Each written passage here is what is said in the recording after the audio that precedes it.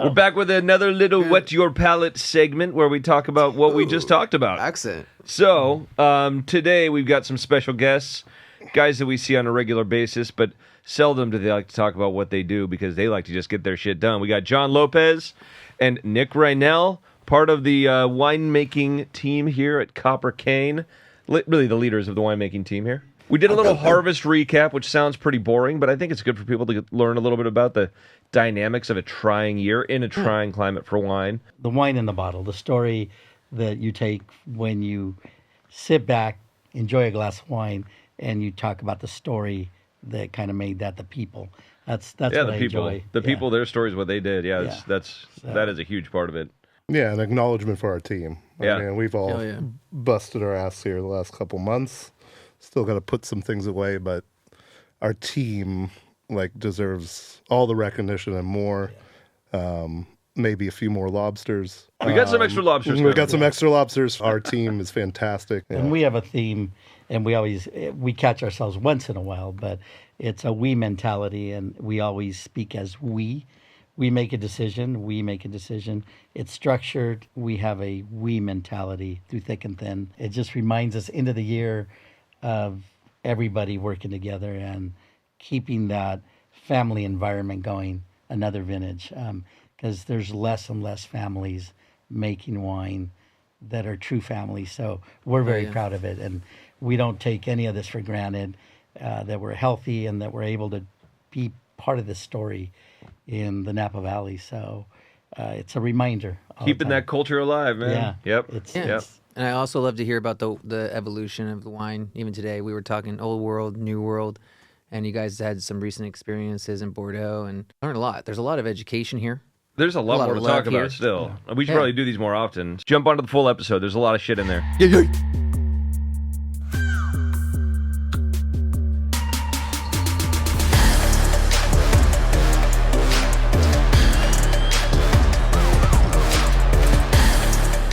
Just so the audience can understand kind of more in layman's terms what flaws you see most common coming out of the winery, out of fermenters. First of all, it'd be you have sulfite issues. I know that number two would be, again, ethyl acetate, Joe, if you don't catch it. Three would be, obviously, volatile acidity, VA. So let's go back to talking about what does that taste? So that's vinegar. Vinegar, yep. Vinegar. Yeah. And then you start to lose your fruit again. But going back to ethyl acetate, it is a component that is very important in wine, like Joe was talking, in whites or reds. And you could actually manipulate ethyl acetate, as we used to do, to provide a type of spice or a flavor profile in whites or reds. You can also leave barrels empty for longer. We have a really good program where we rack wine out of barrels. They'll be filled within the next week. So everything's always full, but we do tend to leave rows that stay open longer, Joe.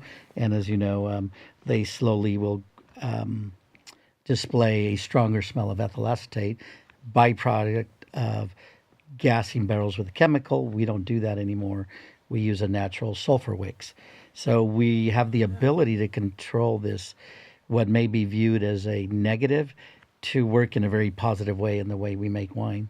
Yeah. Intentional flaws. Yes. And this is kind of what I was going to get to. Right. Because there are a number of other flaws, but I think that we really never talk about this. Clean winemaking is pretty easy. It's, if you're picking at 24, 25 bricks, just run it through, get it through a mill, sulfur it up, whatever else, you're going to get just run of the mill. Yeah. So to be able to learn and understand through really experience what those sensory thresholds are, comparing it to the analytics from a lab of what you're actually getting, what is your volatile acidity at, what is your ethyl acetate at, and seeing when those hit near sensory threshold, they're contributing spice characters. They're contributing complexity, mouthfeel. But if you go over that edge, it's a flawed wine. Right. And so I think that's something I think that every year is different, right? You're not going to hit those same numbers, but you have an idea Okay, we're done with ML fermentation.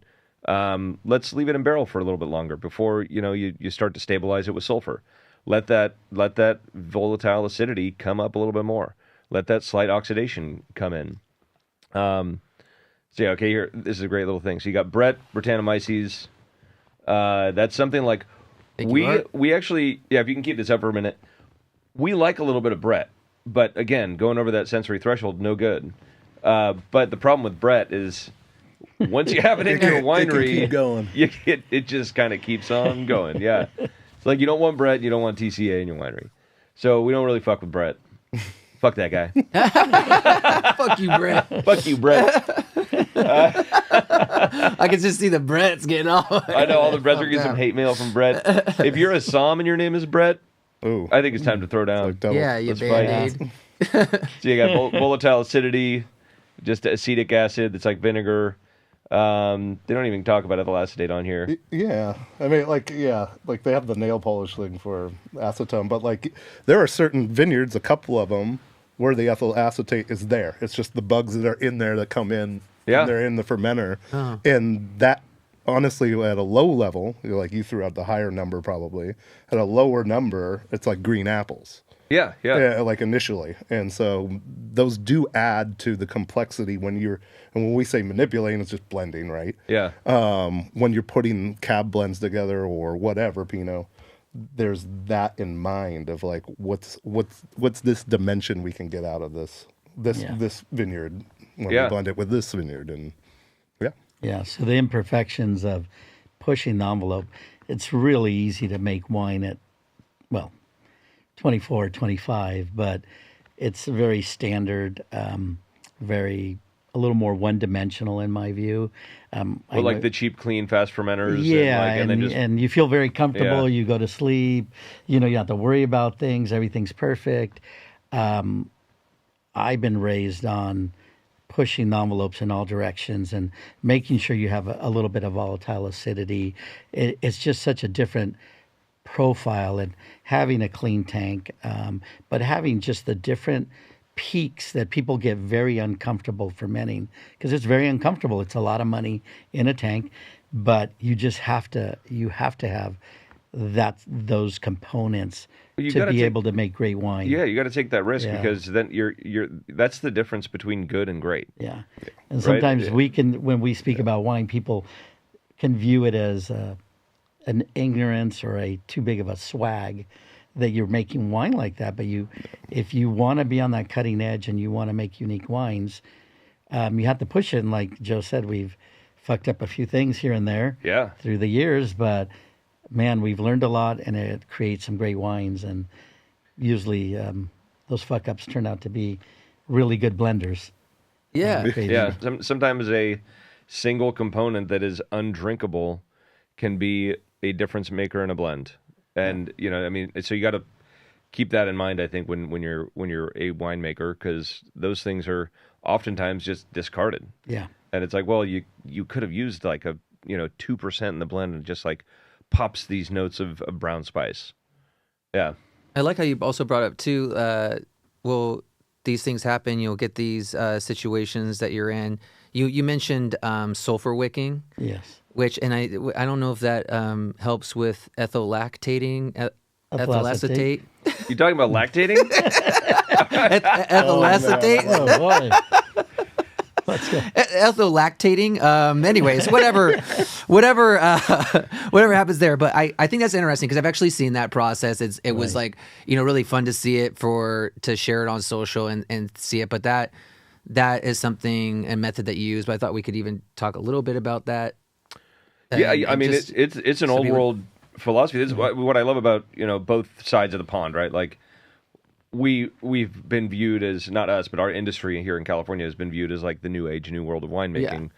Yeah. But there's also a lot of great old things that tradition has brought to the new world, and so they're working hand in hand. We're all just at the end of the day trying to make better wines that are more expressive of where we're growing the grapes. So yeah, sulfur wicking is something that. God, you probably did it before I even got into the industry. Yeah. Because you guys were doing it on Chardonnay back in the day. Yeah. I would say it's more of a traditional Burgundian Yeah. trick, but do you guys know the history on it? No, I know. So- Just Yeah. light it So- up and throw it in the barrel. Yeah. So what it is, you take you put sulfur on a piece of cotton, more or less, right? Or a disc. You could buy yeah. You can buy the powder disc yeah. or a long swab-looking cotton. And you light it on up. fire, put it on a hanger, and Yeah. maybe Yeah. first put it on the hanger, then light it on fire, then put that in the bunghole of the barrel, Yeah. and then let it turn into sulfur smoke. And like I think it's got some great characters to it. Yeah. And then it What- cleans it, right? Preserves barrels too. Doesn't it give them more longevity Keeps in the the bunghole? spoilage more organisms, sanitary yeah. as best you can. And what we did see traditionally, I don't know how many people do it, but use gas, like a sulfur gas. You pressurize a vessel and it'll put a gassing, and then you bung it up, and it'll keep things in check in the barrel. Because you you trap might the have- gas in there. Because you might have like a couple millimeters of your barrel that is still wet, and that's a great place for spoilage organisms to start going. You might even have like little broken open parts of the barrel from when they were bending the wood, and so there's all these different things that can occur. So sulfur is, you can call it a necessary evil. I actually think that it's got a lot more positives than negatives. Yeah. But we moved away from the gassing Oh, God, because we yeah. did a testing analysis on ethyl acetate and the compounds and the process of gassing instead of wicking. Wicking seemed more natural. The barrel smelled fresher. It didn't compromise the oak, and the numbers rose on the gassing part. When you were gassing barrels to preserve them, the chemical compound was more apparent, much stronger, and it converted within the barrel to create a higher undesirable ethyl acetate that was very high number. As you filled it, it absorbed that chemical compound. Wow, that's really interesting to see that the sulfur old wicks. world and also Yeah. like old world traditions. And we use are it to our advantage. driving Yeah. stuff. Also, we were sulfur make- gas is not very fun to. Yeah. No, oh my God. You walk through a cloud of that Yeah. shit from a distance, No, and you just you ruin your whole palate. I mean, it is still considered a pesticide, so you have to be licensed for it to use it, and that unto itself was a pain in the ass. I remember that. back in the day, Your dad was very kind about it, but we took out like close to half-acre vineyards with sulfur, and we thought we got away with it. And I hope he doesn't watch this. But, it was behind B5. One of the caps blew off these high-pressure cylinders, and it sprayed all the vineyards in the back. And so we've been trained to what to do, and luckily we reacted. You don't try to plug it. You get away from it. We masked up, hold your breath. We got some wax and plugged it, and we go, oh, okay. And we kind of went around, make sure that this gas wasn't enough where maybe it was a bigger issue than we thought. Well, it'll burn the shit out of your lungs if you breathe it in, right? Yeah, absolutely. So, Absolutely. You have to. yeah, so we all went home. Good job, you guys. When we came back by the next day, everything was crisp. The leaves on the vines were crisp. They were They just gone. crumble. Yeah, they were You touched crumbled. it. So it was a Whoa. And so and that's what it would do to your lungs, is what you're saying. you would like- die, but Yeah, I think you die. yeah. Yeah. Oh. I'm turns trying to into, think. Have you heard of anybody dying from sulfur in the wine? I mean, like, unfortunately, there are some deaths around There's the world. just like people falling into a fermenter, yeah, suffocating from the CO2. I would think it turns Barrels into falling on cyan- people. Like, there are some dangers, but like, I haven't heard of a sulfur gassing. Yeah. Yeah, but I think a lot of people like gotten away from it. Like it's a very specific product, and seemingly it only seems to be one company around here that like sells it or two. That's a good point. I know some of the previous places I worked that we had it, and then they came off of it. Just like it's like So at some point, which this happens a lot in our industry and a lot of industries, at some point it becomes the norm, right? Yeah. And I felt like sulfur gas was just the norm. Yep. Like, I felt like it was odd that we were using sulfur wicks. Right. When we And then and then you start seeing like, okay, it's better. This is a better alternative too. So maybe the industry now is moving towards this being the standard versus Yeah. yeah. Yeah, and I think it was like kind of just it had to be regulated. Yeah. And so people were like, why do I need to go through this process of regulation and training for this. And the danger of it. And the danger of it. The danger yeah. of it is Yeah. pretty high. Yeah, simply the danger of it is a good reason to yeah. get away from it. Yeah, sulfur wicks. So there are people that are now selling sulfur wicks rather than having to dip them on your own. Yeah. Oh, Yeah. takes the fun out of it. Takes. I like the smell of sulfur wicks. I don't mind it. I do It's too. like Yeah. It's like a matchbox when you strike That's a it. matchbox. It's a Yeah, you get a little, not- just a little, Yeah. you know. It's not something that It's like gasoline, you know. Yeah, it's like where a you gas oven. Like you get that smell. You're Yeah, like, you're getting a little. I like little that, boost. but I don't want to like breathe it in for 5 minutes. Oh yeah, then you go like, I mean, brain cells. That's it. Some people have a problem with that. Yeah. About the vintage though, so 25. On the cab side, it did remind me pretty similarly to 2011. You guys remember 2011? It was pretty. That was a pretty rough year. The vines didn't seem to fall apart as much in 2011. No, and I think 2011 was like there was just one big. You knew this was the last storm where everything had to come off, and this one was like a little blip here, and then it. I was only 13 years old and had no knowledge of what 98 was. Oh yeah, from a industry standard, but like having tasted those wines that they said there was a rain and most people picked before it, and then the wines that you tasted, they said we're gonna wait it out and pick after, were like phenomenal. And so I was kind of hoping for that this year. It's just we got that second like rain event, and it was like we're there done. was only one vineyard that was on that we pulled in after the rain event, right? Only one cab vineyard. Yeah, That was the last. Childs. That was the Childs. last. Well, no, after the last rain okay. event. Yeah. That was the last one we brought in was the Hardin. Yeah. I'd like to bring in someone from like the Weather Channel or something to stay with you guys and just like geek out and go back and forth. It's amazing. Like you were right, dude. Can we get Your one memories Can we on get one like of the, everything can for we get one years. of maybe the Mexican like Telemundo girls? Oh, Yeah. yeah. That's gonna go good when Rachel sees this. I just said, you know I- what I'm talking about, right? Chad, we are not cutting that. They are the best weather people. Yes, they are. Yeah, I know, I it's still watch it. entertaining, yeah. My dad watched Oh, it. here we go. He lived Holy in Napa, and yes. Well, You shut your mouth. I Chris. just, I am going. Chris, she's a meteorologist. just just for travel, Fat Mario, I always keep up with the Telemundo girls because I tend to go to Cabo or here and there, and they keep me abreast. No pun intended. Chris isn't even listening, man. He can I keep his eyes off of this. No, I just want to apologize right now. That was good. She looks very smart. That's what I was thinking. Yeah. Yeah. No, Wait, knows what? her thing. I could tell. Oh, you Right. missed it, John. That's Yeah, okay. you want to go ahead and toss another one up? I think he'll find. I think he'll find another one. There's a lot of them. Univision.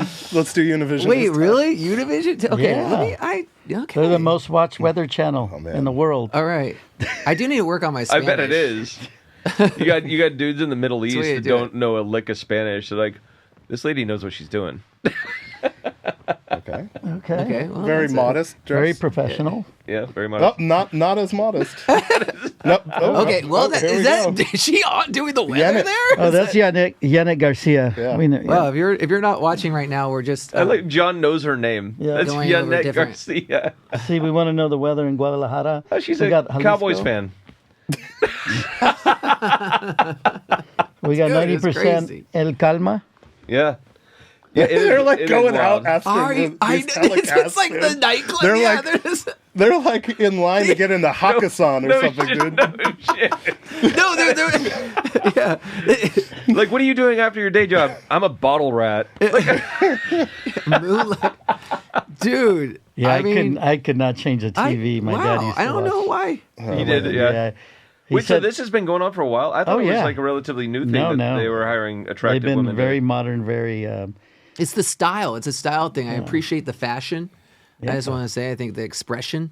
I can't stand our weather men predominantly. They're Wait, could you just imagine if it was They're just just, like, like, pointing to a bow blue tie screen and like, like the, yeah, this shut is the hell like up. jacked up like weathermen. You know, We should get a meteorologist on the show.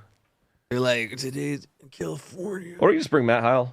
That's true. There you Yeah. go. He's got the knowledge. He's good, yeah. Yeah, he's But good. I mean, you guys' knowledge is like really impressive. I I wanted to ask because so recently I thought this was something new, but maybe it's not. So I want to kind of learn. Is that in recent, like the most recent years, I've seen where something would happen where certain varietals, I think you were always kind of planning would come one before the other, or sorry, one after the other. So speaking very general, whites, then reds. And Let's then not talk about the whites right now. Okay, sorry Whites are about always that. issues. I know Yeah. there's A lot of the they issues they always with have to be the whites. first, right? Yeah. The Europeanos. Got a bottle Sorry them about- first. I know. rosé, yes. I mean, it's going to change. It's coming around. That's where I'm getting to. There are some interesting whites out there, though. I mean, there Very interesting. Very wine. interesting are whites. very interesting. But by and large, most of them got to go. Yeah. Yeah. Well, that's what I'm getting to because now we're going to get to the darks. Is this The- what the we're dark- getting Are we to? talking about wine? The We're reds, talking about the reds, they're dark red. So like you would have like Pinot coming in before Cab, but now what I've seen is Pinots and Cab coming at the same time. No, No, No, like there's a lot of overlap, but Yeah. it's generally like Central it's still Coast okay. generally is going to come in before like Pinot. So, well, you guys can take this, but I'm going to say it's lower bricks, higher acidity wines that are not really related to the copper cane philosophy, but so rosé, Sauv Blanc, those are going to come in sparkling base if you wanted to do sparkling. Then you'll work into generally Pinot, maybe some Rhone varietals in certain areas that are a little bit warmer, and then eventually get into say Chardonnay, then Cab, and red blenders probably at the same time. Like Zin is mid, Yeah. Zin is Zin mid, is but mid. Petit Syrah is pretty. Just how the Petit vines are Syrahs. set up, you have like literally from the end of flowering, like, and this is like almost a tried and true kind of window. It doesn't work for everyone depending on your style, how you pick, but 100 days after flowering for Pinot, like you can almost set a timer for that for most people to pick it, and then 120 days for Cab. I want to get into this point because Yeah, because like It's cool. and I'll be at Bocce during the summer, and we had a very mild summer, and people are like, "Oh my God, you guys gonna harvest in mid-November?" And I'd be like, "No, the vines they're kind of like people. They're pretty smart. Like I don't know like what they think, but literally like after flowering, that you can set like a 100-day timer for Pinot, and for Cab it's like 120 days. So add another month." So we And then you have sways 2 weeks, or like you can sway 10 days, Oh, yeah. like in forward, or 10 days there. And that's where the feelers come out. Yeah. And we deal closely with Matt, and I said, Matthew, you have to have a feel. These are little humans out there. They're little people. Like, Yeah. Yeah, you have to. Thank you, Nick. You feel get out the- there, squeeze them, Yeah, touch them, so taste them. That's the beauty of what we're in. Like Yeah. it can be very precise, and then it becomes a feel, and then you do it for so long, you have an idea how things move, and there's parameters of really sweet spots to pick within a couple 2 to 3 weeks. It moves around, so it's a very feel. Also, it's a lot of experience where you just kind of understand, but you look at it that way, and then I want to go back to what Nick was talking about, which we call hang time, effectively, right? So, flowering through to harvest, and we used to keep track of this. It used to be on the back labels of all the Belgloss wines, and so we would do. It wasn't like totally true. We got away from it for that being one of the reasons, but. The reason it wasn't totally true is because every block would go through flowering at a different stage, even on a vineyard designate, and then you wouldn't pick everything on one day, right? So it was like first day of flowering, last day of harvest. So there's a lot of gray area, not a lot, a little gray area in there. But we were consistently getting, from then you have all these data points, and then it's all kind of relative to whatever the history was. We'd be getting like 140, 150 days of hang time on Pinot from the Central Coast. And maybe there were some blocks that were 130, 140, but like then you also had stuff that was, that was actually hitting that 150. And that's important for that physiological maturity. That's where you're getting like these really rich characters and color. yeah, and color. Color. But you don't want so much alcohol that you're struggling. Like that's, and every year is a little bit different. This year.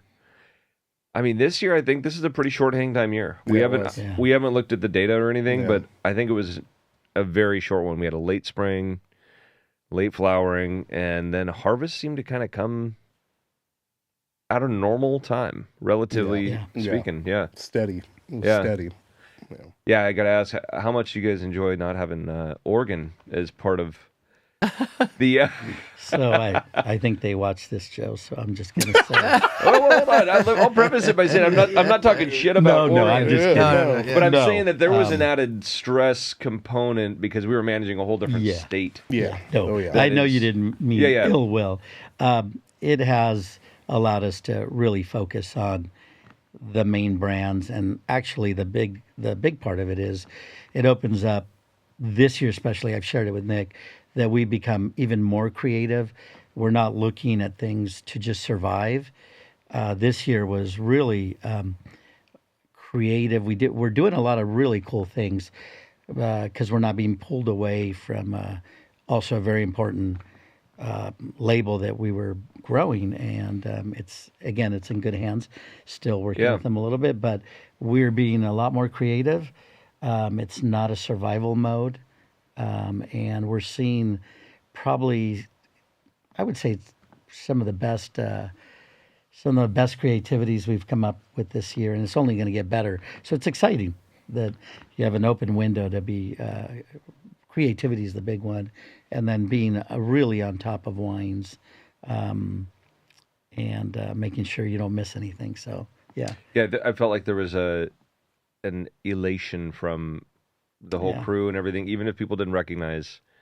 And the harvest did kind of pan itself out nicely. It really, like, we had a couple of big days, but like it wasn't constantly managing tank space because everything needed to come in. It seemed like you guys were able to manage it just super smooth, but also just like people were more dialed in. People were more like on their shit, knowing what they wanted to do. People were happier. People didn't seem like were tired. Like, did anybody break? Like every year, a couple people break. no. This year, I don't think there was a single break. Every year, a couple Meaning like someone a mental breakdown. Yeah, that's what I was. Jumped Okay, off. that's what I was Yeah, saying, Jumped off. You caught me on the loading dock one day, but I was just kidding. Oh. I wasn't going to jump. He's like, "What are you We doing?" got a I'm like, jumper. he caught me, so I went back in my office. And all that. You were just He's getting, like, "Is it really that bad?" I'm like, "No, I was just messing with Joe." Yeah. But no, everybody. We always tend to have a smile on our face, and part of the business. Sometimes you have to work many weeks put together, or a couple months without a day off. But the crew has solidified even more, and we just have a really great team. So they were all smiles, and it was very pleasant. It was a pleasant year to really see everybody kind of enjoy a harvest and not be in complete survival mode, as sometimes we are.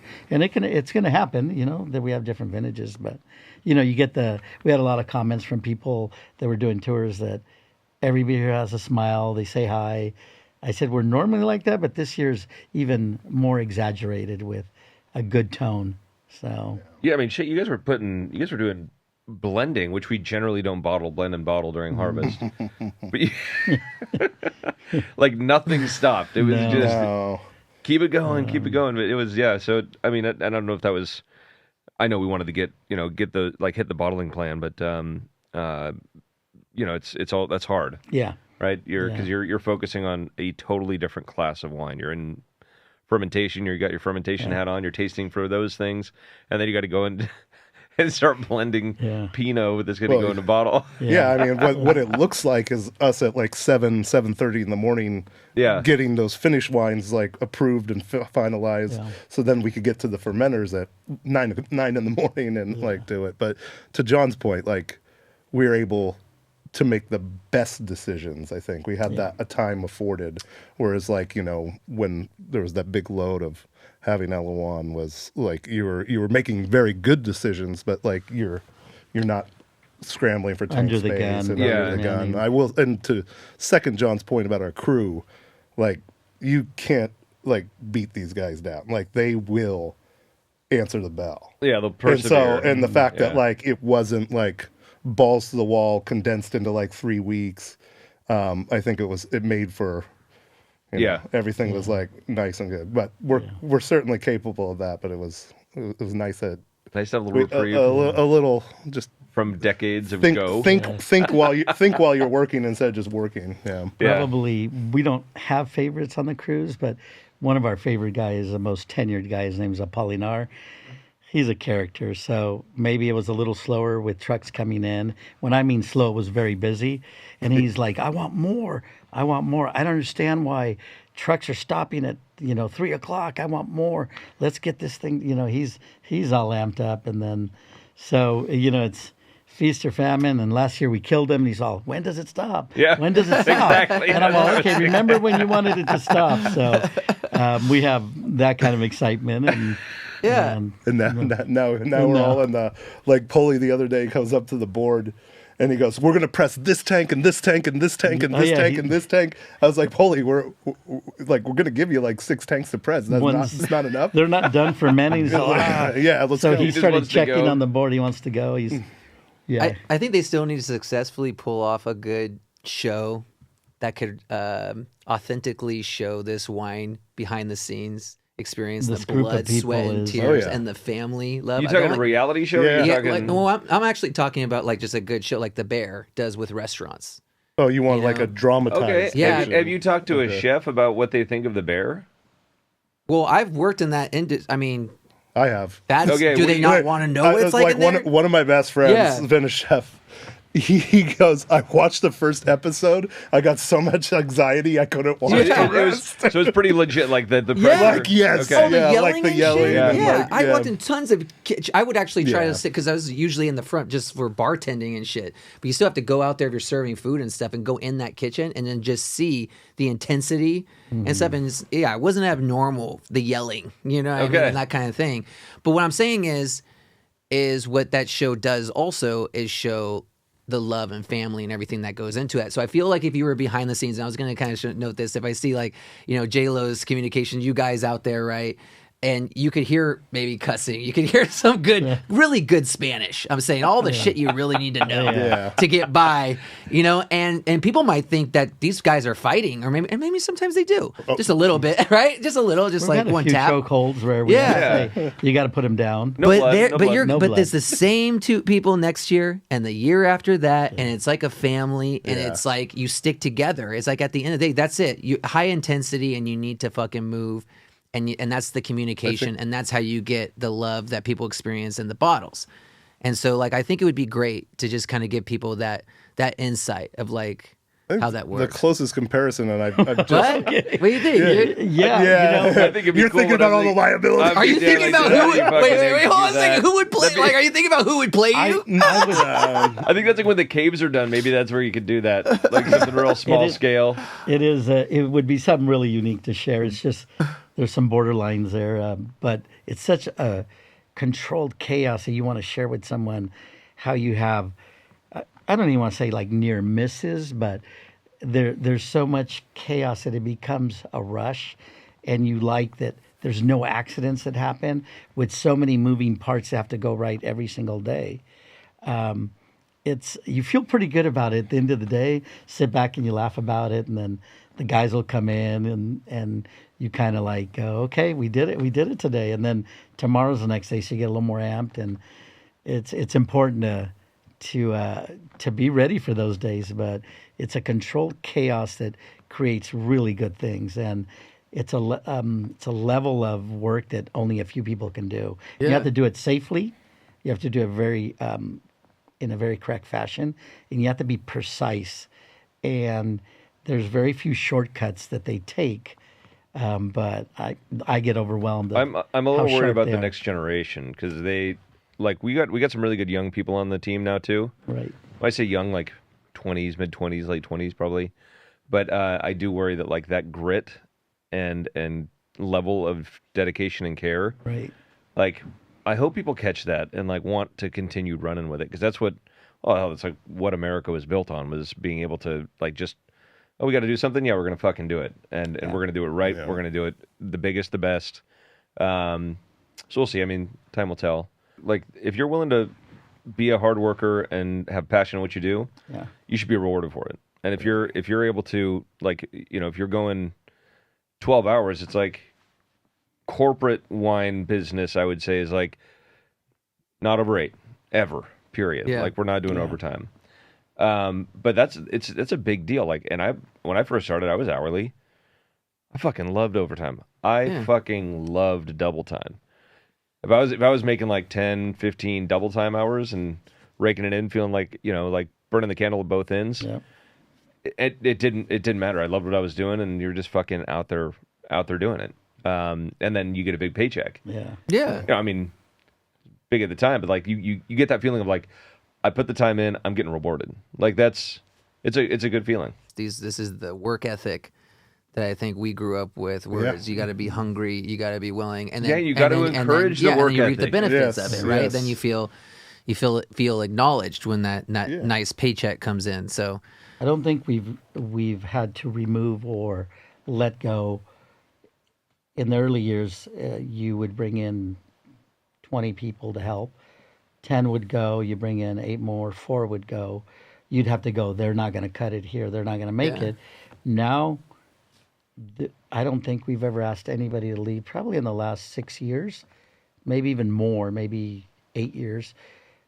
They work with a crew and they just disappear. They won't come back. So like they it's can't just handle like, well, no, I'm used to standing at a station. I press a button. Yeah. And how am I supposed to do all these things? And how am I supposed to learn to do all this? So, and then we work in an honor system. We've tried to get fancy and put a very high-tech board, but all the guys enjoy. Everybody has a part to do with the story of making wine at Copper Cane. They all have a red pen. It's an honor system where they check off everything they're doing. Supervisors are looking. So it's a very involved, you feel part of the whole process. You feel part. And we share the wine. When we have it, we tell about the story. Bottle of wine is about a story. It's about the struggle, the climb of the mountain, and you get to sit back and enjoy it with friends and family. Yeah. I think it's a good point, John, where Yeah. it's like everybody does have the sense of their contribution Yeah. just during the day of work. It's not just a monotonous job that you don't feel like you're accomplishing something for a greater good for the whole team. The and pride is shown in what we're drinking at the end of the day. Yeah. And I think it's a good point. Is like all 4 of us here, we grew up here in Napa, and we all take a pride in what we do, but like we don't talk about it. Like we just go and work. Like that's our identity. It's like we just enjoy working, and as a team, we really enjoy working together. And at like, times, all of us. it's difficult to understand Yeah. in a family, but then this is our family. Like we really feel if somebody got hurt on our crew, it would hurt. If we lose somebody, or if something happens, or they're leaving our crew for whatever reason, we always wish people the best. But it is a family. We have a crew that is If something's tight. going on personally with people, Yeah. like that's we've always It does watched, bother us. It's just not a. but everybody watches out for each other. Yeah. It's a good When you crew. talk about our culture, that's it. I mean, and it starts with you, and then the team that's been together for and the whole 30 plus years. the right? whole team gets it. It seems to be like they pass down to the next generations that are coming up. So like you see them all melding, but they also kind of like stay a little quiet. Yep. Like they don't want to pipe up too much because they're like, I got these senior guys like Sergio and Poli and David, and they're like, I don't want to get on their bad side. Yeah. So, but And respectfully so. You know, it's a respect thing. Yeah. And it's great to see everybody running. You know, like people walk, but I see people running, pushing pumps, and it's a good sight to see. And then we have we all laugh, and something happened this morning I had to share that had everybody laughing. I won't say names because the crew started a campaign. It's called the Lobster Feed Campaign. And they are very respectful. They are not ever going to ask, like, hey, can we have the lobster feed like we do every year? We skipped one, we skipped here and there. Happens. So I think it was Miguel and Bernice started printing out pictures of lobsters. He brought a plastic one, put it up on the wall. So the whole campaign, everything. Drew lobsters on the board. On the board. Every door he would open had a lobster. So we have a lobster feed, and Joe goes, okay, I got it. We scheduled it last week. We're doing it today. Right after this. Oh, really? So, but this is like, hey, harvest is done. Chad, did you hear that? We're going to get some lobster, Chad. Oh, now Chad and Art are Dude, awake. we just got now invited. they're That's what I awake. heard. Is that what you heard, Chad? That's what I heard. They are So here. the point being Just put some lobster posters up in here. They'll go well. The point being was, we got a text that somebody wasn't going to make it today, and then I got a text that somebody wasn't going to make it today, and the text back was thumbs up, great, beautiful, and I go, what's wrong? It's all, that's just more lobster for us. And I'm all, are you guys kidding? And then one of the crew member texts, I shared it with particulars in the office, and I go, this guy won't be able to make it. He's, oh, more lobster. Great, beautiful. And So we joke around like that. Even when somebody may be ill or whatever, we don't take it personal. But I looked at it and I said, Nick, did you see the text that went through? And this person, I go, why'd you send that? So it's more lobster. That's funny. And I'm all, okay, guys. That's one way to think of it. And we all know the crew could eat. I think we. Oh yeah. Dude, if you put 5 lobsters in front of some of these guys, they'll take down 5 lobsters. Yeah. But No problem. no, so it's such a fun thing to do. And if somebody's never done this traditional like lobster feed, they do crab boils too, where it's like sausage, corn, artichoke, onion, Potatoes. yeah, potatoes, in this like great red broth, and then they dump it out, and lobsters, of course. Yes. They dump it all out on a table, like just a long table. Everybody gets a bib, and you just eat with your hands, and you like get a baguette, and like you do the whole tamale where you take the the head off and get all the stuff out of it, like all of its guts and brains, and like that's my favorite part.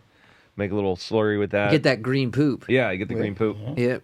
Put it on the French bread. Good for you. Well, yeah, the rolls. The rolls. Yeah. Yeah. So yeah, we're doing that today. I'm excited. Everybody's looking forward to it. Yeah. Like the guys. It's the harvest feast. It's like our Thanksgiving. Yeah. It's Yeah. The crew came in early and they're fired up. They're trying to get everything done so they can get over to Quilt & Co. by 12:30 and Hell yeah. get the Okay. lobster. Well then, yeah. I want to make sure you guys all get over Yeah. it. But okay. This conversation is actually great because I love to get this insight and to share this with the audience and the people out there. The love and the family that comes with it. But Nick, you said something. It was along the lines of, we work hard, but we don't talk about it. You're just doing it. And you're making it happen, and you're putting your hearts into it. Well, in my world, you see a lot of social media and stuff like that, and it's come up where I'm also going to kind of spotlight this thing, because I think this is a good thing to talk about Bruno. I don't know if I want to put the guy's name. Okay, we'll bleep his name okay, if we you can want. do it. But I want them to see the I video just don't because want I don't know to if give they've any seen it. cred to this piece of. No, because there's but Joe. So Joe has. Piece of. Yeah, thank you. But really, and Joe, you could take it from here if you want, but it's kind of like this thing that's been going on, which is sad because we all know the state that the wine industry is in. I think right now we're looking for unity. We need to all come together. We need to support each other. I don't think there should ever really be a reason why you have to basically shoot one winery down or shoot a wine family down or the people that work there down and their product in hopes to boost yours, and you're kind of putting it out there on social media. It's kind of sad. And Joe actually brought up something to me about it seems to be Well, I think this trend. You got a clip, so we'll play a clip in a second. But the one thing that because this really highlights, a number of kind of this growing trend of people like, if you like this, you should be drinking that. And there's this kind of like trade out thing, and I'm like, I don't know of any other real consumer products where there's always like there's so much bagging on personal preferences. Like, I mean, we're just one of the recipients of like the Psalms talking shit about our wines, and that's all fine. But there's a lot of it, like from a category perspective. I think wine sees it a lot more than soda companies. Even beer companies. I mean, they're like, you don't have people being like, going in on the attack on like whatever your preference in potato chips. It's like, why the fuck are you eating Lay's, man? Come on, like you got a kettle is way better. It's like, well, if you like Lay's, you like Lay's. Like that's fun. All right, so we got to hear this or watch this because I got some thoughts. Mm-hmm. You're drinking this, Belglas Pinot Noir, when you should be drinking this, what we nicknamed our $100 Pinot Noir. When you pick up a bottle of Belglas, really the wax is the most work you're ever going to do to drink mediocre wine. Belglass is kind of like what happens when you get bodybuilder syndrome in a wine. It's all bulk, zero finesse. Listen, if you want to go get a vanilla milkshake, just go and get a vanilla milkshake. But don't try to tell me that this is Pinot Noir. Bruno's $100 Pinot Noir, on the other hand, well, this is Pinot for grown-ups. Has silky red cherry, violets, a whisper of expensive oak. Whisper. It actually tastes like Pinot Noir. Well, really, it tastes like $100 Pinot Noir to be exact. But in reality, it's basically the same price as this. So, if you like Pinot, drink one that still has its soul. If you like the wax, you can personalize the label like my wife did on this one for me, and go check out our $100 Pinot in...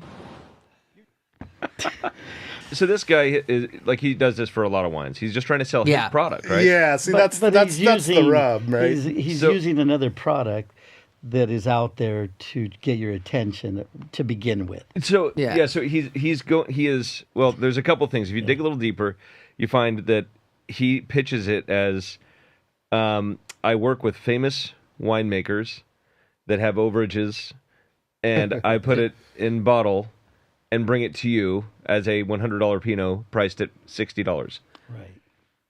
He's probably calling like Turrentine, getting bulk wine, because if you just keep like I guarantee you it's not Thomas Rivers Brown. His markup's good on this. Whatever. If he's getting $60. He has repackaged the Negociant wine producer as this, like, I'm finding these diamonds in the rough.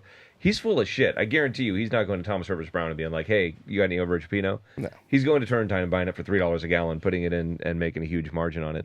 So double fuck this guy. But to go into it, Mr. Rubio, and then to go into it deeper, as soon as it's such a turnoff, the Napa Valley, the Sonoma Valley, the California, people that make wine, we all stick up for each other. When things get rough or tough, you should never put down we can joke about it. We joke about a lot of things, but to actually try to talk negatively about somebody else's wine, it could be anybody's wine. Already he discredited himself by doing that kind of marketing. It's just, you can read it. Everybody can read through. You're discrediting yourself. No one in this industry should be talking negatively. Like, we can joke around and we can say that sucks, this tastes like that, that's horrible. Deep down inside, we don't. We're all a family of making wine. We grew up here, and if outside people have come here and they're making great wines, they're good wines. And if the wine's not to your liking, you don't tear it apart. You just say, it's not my liking. People work really hard to make poor wine that we might not like. Some people don't like our style of wine. We have a thing, go with your palate. I learned this from Chuck. When he would tell me, John, you do a wine dinner and you lose the crowd, just sit down. And not everybody's going to like our wine. And it's okay. But you don't belittle it. Mm-hmm. You don't go after people like that to try to sell your wine. That's probably, it's a very selfish way and a very poor way to It's the easiest, cheapest, and I'd say most the worst way to try to sell your product. Yeah, it's like, you can tell the guy is just he's going to find his way out. Yeah. I mean, I think he was a Somm too. Yeah. I mean, so, it could have been anybody's wine. It could have been anybody's wine. Yeah. It just happened to be ours. But he does it with he did like Stag's Leap. Yeah. Gee. I mean, so definitely. Well, like, why would you buy his wine when he's going after people like that? What do we always say? Yeah. Like, you tell a story, and you're telling a story of people, and of grapes, and of the land, and all that stuff. If you don't have a story behind it, he's doing what he's doing. His story is like his wife wrote him a note, and I don't even think his story is that he's working with fancy winemakers that he's actually not, and that he's putting in a bottle to give you a deal. Should we offer to make his wine? We should call him up and be like, hey, you want a famous winemaker? We got a famous winemaking team. Yeah, exactly. We'll fucking put some shit in your Bruno bottle. And it's going to taste like it's got a little more than a whisper of oak. We can put the, what was the Sacha Baron Cohen movie? We'll put that, wasn't there a Bruno movie or whatever? Bruno. Bruno. There was a Bruno one. We could put him on the label. That's right. You got to say whisper like Ed Gein. Whisper. Yeah, that's how he hits it more No, perfect. Creepy. John, like it was actually the first week I started with Copper Came. He said the same thing he's saying now, and this actually goes back to winemaking. You don't really have anything to say about someone else's wine because you don't know how they had to go about it. Like, what was the fruit like? Like, so to go and like put someone down. Or to be overly critical. You can be critical of the wine, but you also don't know what they had to work with, the crew they had to work with. Like, were they making it in their garage, like, and had no control of like cooling or anything like that? So that's part of our philosophy. Yeah, that stuff is so bad that it's just it goes over the top. How hard did you have to dig for that one? It's like it seems like his Facebook account from college or something. It's on the feed. I like to just search these trolls. I guess like it's in your no, but I'm like because I think it's important because like I said, everyone is on their own journey in the wine world, and especially more now than ever. And I talk about it a lot too with the Gen Z crowd, new wine drinkers, 21 now to 28. Coming in, and sometimes their way of digesting information a little different than how maybe we grew up. So they could go on social and see something like that, and maybe it directs them a certain way, and that's fine because it's their journey. They're going to find the way. But I think the educational piece here is that I always kind of look at it, first of all, if I see someone like that kind of just spreading that type of negativity, and we do joke around. I like that you brought that up. If you're going to joke around, you're going to throw jabs. All I want to know is that you belong in the octagon, meaning how many vintages you got? Have you done 10? Because if you've done 10 and you want to joke around and throw some stuff because you have some experience, you know what it was like to face all those different obstacles. This dude has never even made one. There's no vintages. I looked. Oh, yeah. I did some digging. No, but he is The a funny thing is winemaker. when you do digging and you can't find anything, then that kind of says a lot too. But so that's the point there I want to make. And then also the other one is while we're on there on social and everything, I just hope that people are mindful of all the other people involved in that bottle. Joe, you've never been a person, I think we can all say that, you or John, or you, Nick, to be like, this is my wine. This is what I do. We've been continuously talking about family, love, and all the people that put their hard work and sweat and tears into this stuff. And come every year, and it's like family, and they all care. Yeah. They all care with their heart. So it's like when you're putting down that stuff, I think it's great. I'm on a soapbox right now, but I get pumped up because I love you guys, and you guys are the ones out there, brother. In the front lines. So I want to speak for you, and if it's okay. There is a balance. This website is hilarious. Oh, wait, no, this is a website? Oh, is this why you guys are laughing back there? Totally. I didn't do anything. That's just the website freaking out. I like it. Oh, man. Well, hey, I know we got to wrap this up, but thanks for taking the time to come on the podcast again. Tell some stories, talk about the vintage. Fun stuff. I think we covered everything and then some. So yeah, and I think it would be great if you guys come back. We like to always have you guys here and get like the insights and stuff because I also like the blending. Maybe we'll save that for next time. Let's do like a blending episode. I'd like to kind of see how you guys do it. The process, no. All right, fuck it. You know what I mean? We'll figure something out. Whatever. There's a lot of spitting around here. We're going to be like spitting all over the... Oh, I thought you said I was spitting. We'll be spitting a lot. Oh, I thought or drinking. We forgot to have a glass of wine while we're I know. It's in the morning. It's usually... I know. We got to save ourselves. Why didn't you have any wine glasses We've out? got the shakes are setting in. We need to drink. You guys are saving it for the lobster feast. On that note, thank you guys again. Right. Thank you. Coming and listening to Go With Your Palate. Until next time, cheers. See you outside. Here. Peace.